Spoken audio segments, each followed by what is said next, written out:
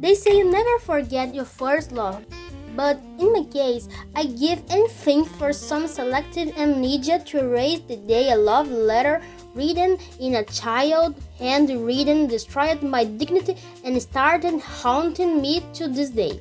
Hi, I'm Lloyd, and today I'm going to tell you the story of my first and only love confession.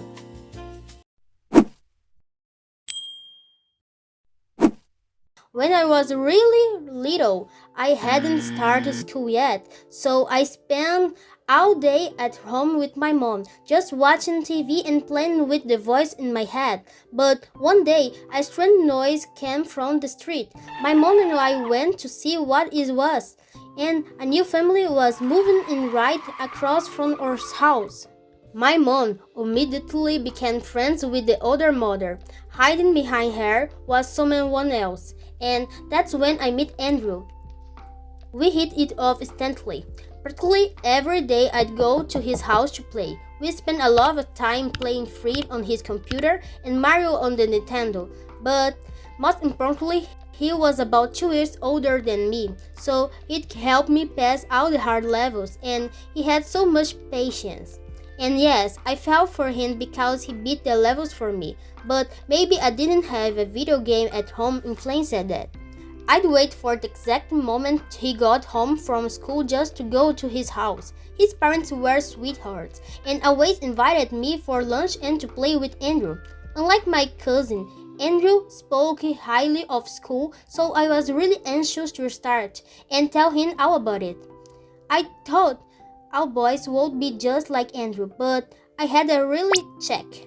Even in private school, the boys were annoying and rude. Meanwhile, Andrew was a prince, polite and kind. But as they say, the joy of the poor doesn't last long. The worst happened. His dad got a job offer in another state and they were moving soon. That destroyed me. I was losing my best friend, so I decided I needed to confess my feelings urgently. Even at 7 years old, I didn't want to be rejected at all, so I came up with a plan. In a few days, he was having a birthday party in his house. I didn't really know how to write properly back then, so I asked my mom to help me write a love letter. She never imagined it was for Andrew. She thought I wanted to learn how to write I love you for a surprise birthday card for my dad. The day of the party came, and everyone was in the back by the pool, where I had never been before. They welcomed me, but Andrew was busy with his school friends. I really didn't like him sharing his attention with anyone else but me, but it was perfect for my foolproof plan. The plan was to go into his room and hide the letter in one of the moving boxes, so he'd only find it after they had already moved. I did exactly that. Sneaked out of the room and stayed at the party for just a bit longer since it was dark and I only stopped by to say hi. Days passed and the move was getting closer. One day, before they left, I was in my room watching TV when his mom knocked on our gate. My mom went to answer. Little did she know this was the start of my trauma.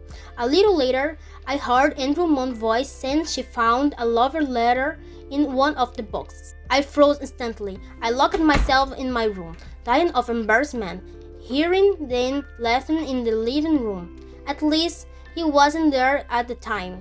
When she left, my mom told me they were going through the box when, by some stroke of bad luck, the letter fell out. She said his mom thought it was adorable, but that's honest ended me. As a result, I never got to say goodbye because I didn't want to hear him say he didn't like me back. It still eats my soul every time I remember that day because I never got those last few days with him. But the story doesn't end there. One random day, I dreamed about him because I remembered this trauma periodically, and I woke up feeling very disturbed.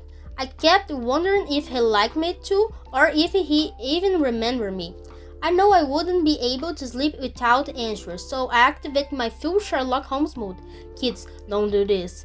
But all I remembered was his first name. My mom had his mom's old Instagram account, and the rest was easy.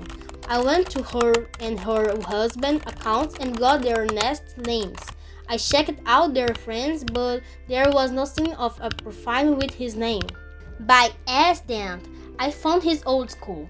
I discovered he won a writing contest, his grade, and his college major, but still no photos. I found his parents' professions on LinkedIn and where they worked, because apparently they moved back to my city.